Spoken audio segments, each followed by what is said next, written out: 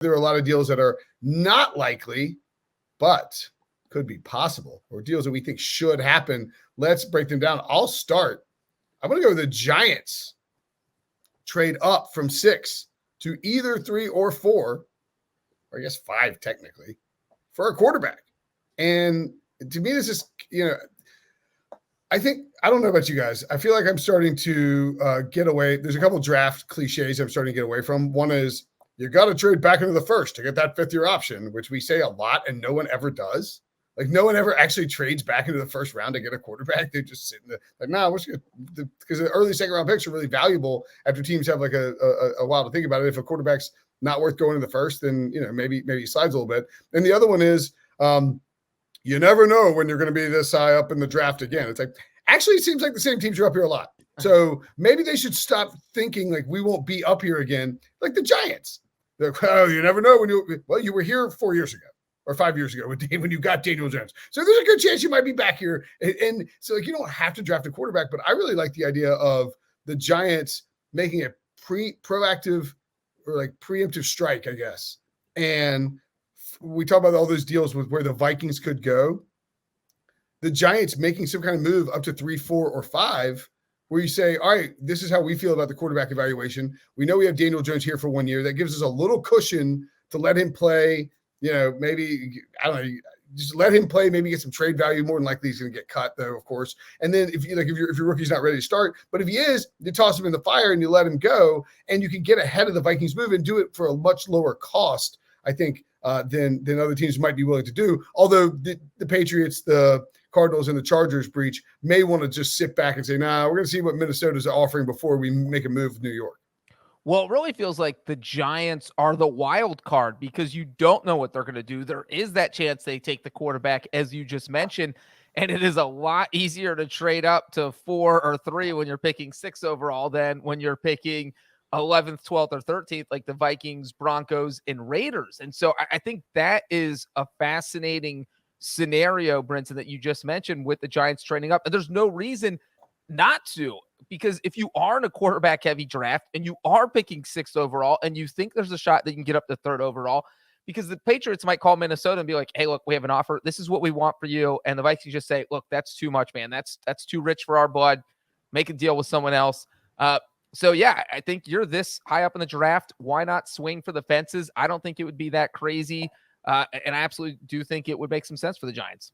Right, and it's important to know that you can get out of Daniel Jones after 2024 relatively easy. I think it's like a $20 million, you can get off the salary cap. It's something along those lines, very manageable. So you could have a situation where you don't have to start the kid right away if you feel like he needs a little bit more seasoning, or if you want to go for it. You're not really paying Daniel Jones too much anyways, or at least, long term, it's not going to burn you too much.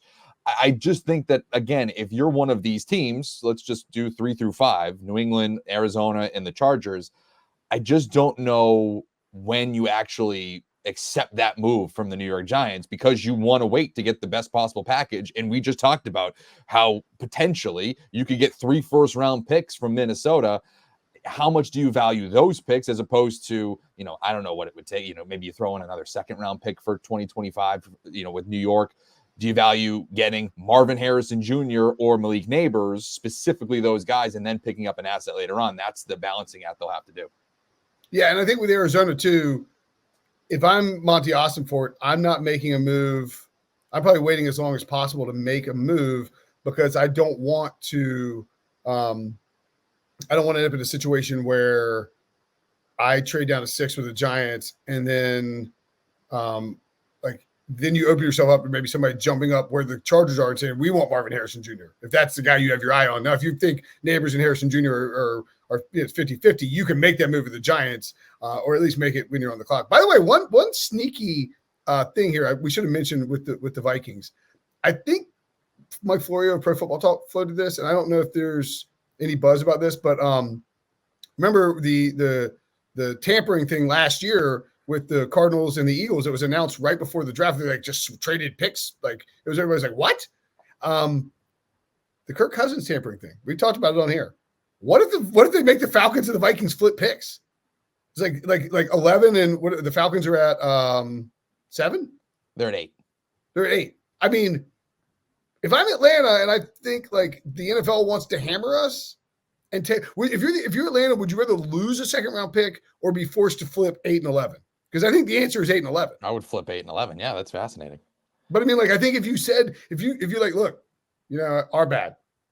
Why don't you just tell Minnesota they can move up to 8 and we'll take 11? And all of a sudden, Minnesota would have like way more ammunition to move up. So like that, I think that's an interesting angle that needs to at least be considered when we talk about what might happen with that tampering situation. Because I just think Atlanta Breach would sign off on that in a heartbeat, and Minnesota probably would too. Yeah, I think the one thing about the Florio theory is that it might be a little. I don't know the NFL would throw out that kind of punishment, even with the Jonathan Gannon stuff from last year, which is pretty serious because you're talking about a head coach. Was he not focused on the Super Bowl? That was a big deal. But the Eagles and Cardinals swap third-round picks in that case. So to bump that up to first round, I think might be too big of a jump. But certainly a second-round pick could be, or maybe you bump a third-round pick up to a second-round pick. But I would be shocked. I mean, that would change the whole complexion of the draft if you have them switch picks. And I think something like that, you'd want to give the other teams even a little heads up. But I feel like something like that could happen, but maybe in round 2 or round 3. But yeah, I mean, it would be bonkers if they announced that the night before the draft that the Falcons and Vikings are switching first round picks. But like the issue here too is like, because the Vikings original pick was 11, they still have 11, right? So like 8 and 11, if you switch second round picks, it wouldn't be that huge of a deal to move. Yeah, maybe that makes more sense. But I mean, yeah. I mean, it does for the Vikings because you're much closer to the top, and that makes it much easier to get a quarterback.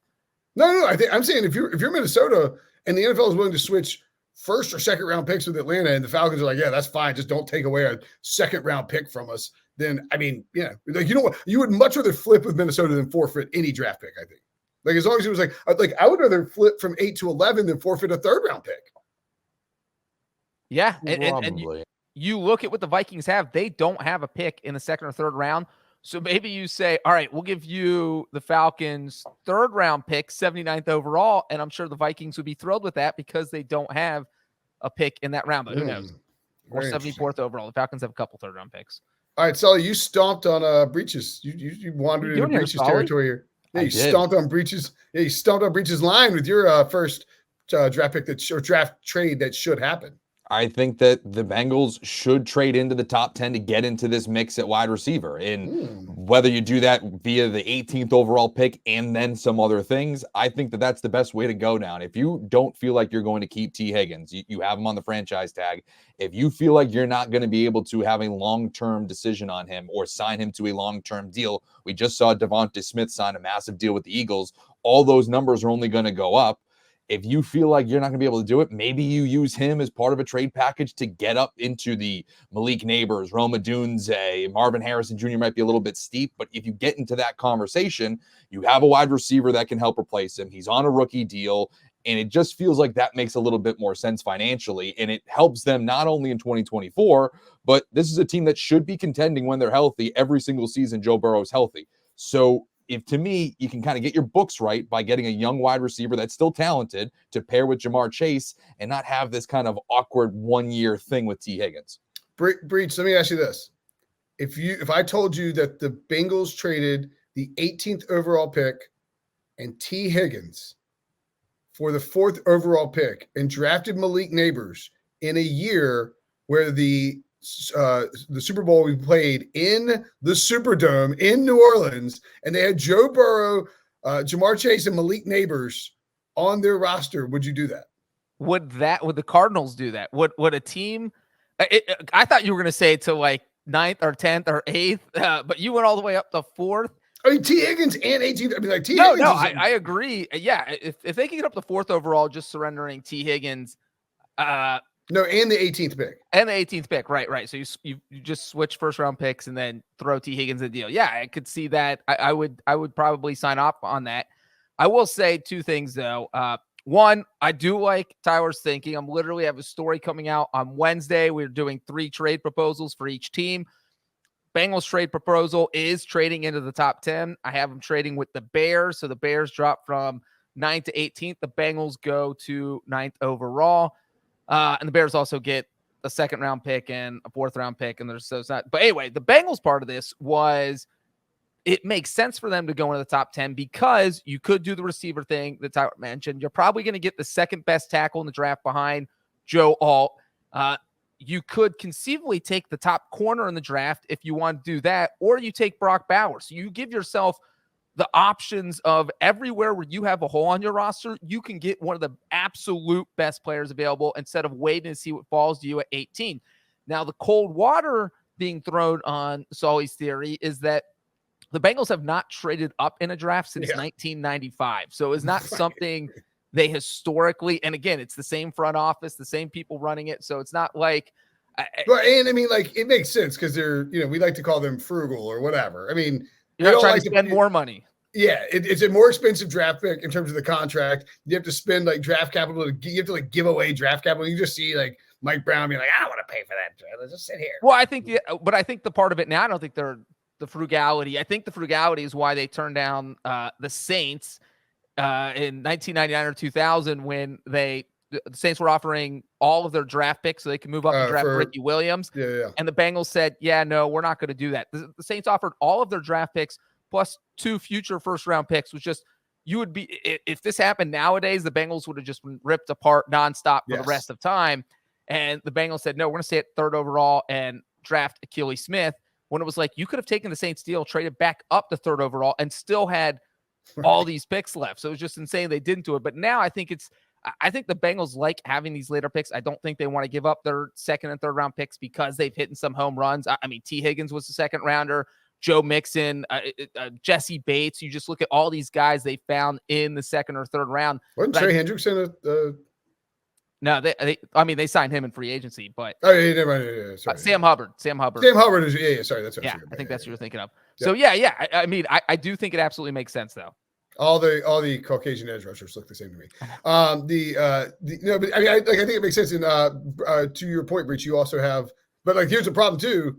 One, like the Bengals, the other thing with the Bengals is like you want to make that move up, but there's gonna be competition here, including a team that you have trading up into the top 10 for a wide receiver. Right. I think I have the Bills trading into the top 10. I think they're going to be more desperate than the Bengals because they just trade away Stephon Diggs. At least if you're Cincinnati, you have T. Higgins for at least one season, even if that's it. And then obviously Jamar Chase. So, I mean, the Bengals obviously need to start looking to replace Higgins and start planning if he's not going to be there. But if you're the Bills, you have to plan right now. You need a guy this season. So I think they are going to be desperate. And the thing is, you can look to make a trade to go up a couple spots in the draft, but they're picking so far down that it's just, you're not going to have any great receivers fall to you at 28. You're probably not going to get them at 20. So you're going to have to make a huge move. So I have them making a trade with the Jets at 10th overall. Now, these teams are bitter rivals. I do not think they would actually want to trade. So I think the Jets would have to be, you would really have to placate them with a very generous offer. So I have the Bills sending obviously the first round pick from this year, first round pick from 2025, plus their 2nd round pick from 2024. And I think if you put the Bills at 10, that really opens up a spot where they get one of the top receivers, and that's what they need. Yeah, I mean, it's something that we talked about last week when the Diggs trade went down. It just feels like Buffalo didn't put themselves in a position to land on their feet, and now they might be forced to overpay to rectify that position. You let Gabe Davis go in free agency, and you knew the writing was on the wall with Stephon Diggs. I don't know if you knew it was going to come to a head this offseason, but clearly over the last few years, it felt like there was going to be some sort of a departure. It seemed like that relationship was fractured to a degree. And now you're sitting there with really nobody at the position you need to get into this high into the draft. And, we're talking about you really don't want to package a bunch of these future firsts, especially to like a bitter in-state rival. But man, if you're Buffalo, you have Josh Allen, you have to contend. You have to be in this position. So yeah, if that means going up for Rome Odunze or whoever's still there at number 10, I think you have to do it. Yeah, the one thing I would say about this is I wouldn't be shocked at all if Buffalo viewed, and look, don't get me wrong, they botched the Stephon Diggs situation. They signed him to a big contract extension. They're taking like the largest, I think it's the largest dead cap hit ever for a non-quarterback. Yeah, I think for a wide receiver specifically. Or a wide receiver specifically, yeah, like $30+ million. I mean, this is a botch job. You screwed it up. You thought Diggs was gonna be there for a while. You thought you could placate him with money. Diggs, the same thing happened with Diggs, by the way, in Minnesota. And as good, you go back and think about it. It's like as good as Diggs was for Buffalo, and he definitely elevated Josh Allen's game to a new level. They could have just sat there and taken Justin Jefferson, and man, that would be pretty spicy if the Bills had Justin Jefferson. They don't. He's on the Vikings. I do think that I would be surprised if Buffalo moves up. And I also think maybe they view Dalton Kincaid as a true number one pass catching option in the same sort of mold as a Travis Kelce, where you can have the tight end as your number one option. He's a guy you can move. You don't have to be in line all the time because you have Dawson Knox there as well. And then you have like Khalil Shakir, Curtis Samuel, Mac Hollins. Like they're sort of trying to piece. They're trying to do basically what Kansas City did, and it can work when you have an elite quarterback. But it's dangerous. You're playing with fire. Wouldn't be surprised at all if they sat where they are and drafted a wide receiver as deep as this class is. But I don't hate the idea of going up and getting a stud like a Rome Odunze if he's there at 10. All right. More fake trades. Breach. You have the Bears. Trading away. The Bears? Don't you have the Bears trading up? Back up? I do not have the Bears trading away the number one overall pick, so don't worry about that, anyone. You can't go up from one. You cannot. But you can go up from number 9 overall, which is where their second pick falls. And what's funny is that there is a lot of debate about what they should do with their pick. I think that most people agree that it's either receiver or pass rush or getting an edge rusher. And look, I think that you look at where they are with receiver. You have DJ Moore. Yes, you'll have Keenan Allen under contract for one more year, but you have Keenan Allen under contract. So I think that you take whoever you like, whoever's the highest guy in your draft board out of those two positions. And I feel like if they jump the Falcons, they could get up to 7th overall and grab whoever they think is the best pass rusher. Because I think the Falcons are their biggest competition. I think Atlanta's probably going to take a pass rushing guy. We don't know who that's going to be, whether it's Jared Verse, whether it's Dallas Turner. And maybe the Titans don't want to trade because they have their eyes on Joe All or another offensive line. But I think if you're Tennessee, you have to at least consider it because you want to get as many picks as possible to fill as many holes as possible. And maybe if you pick up a 3rd-round pick by dropping down 2 spots, that would be a nice little touch, or 2nd-round pick or whatever it takes. But yeah, I like the Bears to go up 2 spots and take the best pass rusher in the draft. Don't hate it. I think Chicago will be active. And why wouldn't you be? You got that number 1 overall pick. You need to either supplement the defense or give Caleb Williams some more help. I like the idea of getting like Caleb Williams and Rome Odunze, and you come out of this draft, whether it ends up working out or not, like you come out of this draft with Caleb Williams, an elite number 1 wide receiver. And so now you have that number 1 who can sort of take a year to learn under Keenan Allen. But I don't know, man, you just got people like clamoring to give the Bears great grades, and Brian Poles. Well, and let me jump in real quick too, is that I feel like the Bears in this situation would be looking to emulate what the Texans did last year, where you get the quarterback, you get the star defensive player. And I think the Texans did end up drafting receiver in the 3rd or 4th round. Yep. And that's what the Bears would look Tank to Dell do. worked out all right. Yeah. Tank Dell was awesome. So you look to do that and that. So the Bears just copy Houston's draft plan from last year. All right. So you got a NFC West team trading up for a quarterback. That's right. I have the Seahawks trading up to number 10 with the New York Jets to draft Michael Penix Jr. Obviously, there's a relationship there with the Seahawks hiring Ryan Grubb as their OC, former offensive coordinator at Washington. So to me, I think Seattle is one of these sleeping teams to go after a quarterback. Yes, they have Geno Smith, but it's kind of like what we've been talking about with Daniel Jones in New York, where you can pretty much get out of it after next season. So it's not like they have an immediate need, but you can bring in a quarterback to play either behind Geno Smith or compete with him in training camp. And long-term financially, it doesn't really burn you too much. Specifically why I put them at 10 is because currently right now, and we expect this to change, obviously, when we're talking about Minnesota, but 11, 12, and 13 are all teams that are probably looking to draft a quarterback. So if you can leapfrog all of them, being Minnesota, Denver, and Las Vegas, to go after Michael Penix, that sets you up pretty nicely. Yeah, you might be reaching a little bit for Penix, but ultimately he's going to be gone if you just still sit there at 16. Yeah, that's entirely possible. It feels like Penix is we feel like Penix is penciled into the first round at this point. I don't think so, but again, don't underestimate QB needy teams. So if all of a sudden, JJ McCarthy's gone by pick 4 and, Minnesota's sitting there and they couldn't trade up, they might have to make that move at 11. And Sully, do you think trading for Sam Howell will deter them from looking to trade up in the draft? I don't think it should. Like, do we really think Sam Howell is the heir apparent to Geno Smith? Like, I wouldn't do that. The fact that even like Pittsburgh brought in Justin Fields after they got Russell Wilson, like you need to create competition. You need to create long-term, at least you give yourself a chance to have a long-term viable quarterback. And from what we've seen from Penix from a, talent-wise at Washington, if he lands with somebody who knows his skill set, turn him into one of the better quarterback prospects in the NFL or in the NFL draft, in Ryan Grubb, I think that's a nice landing spot for him on top of the wide receivers.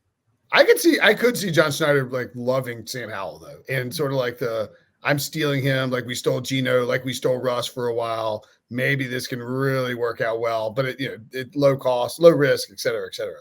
All right, my final fake trade. I have the Chargers trading down.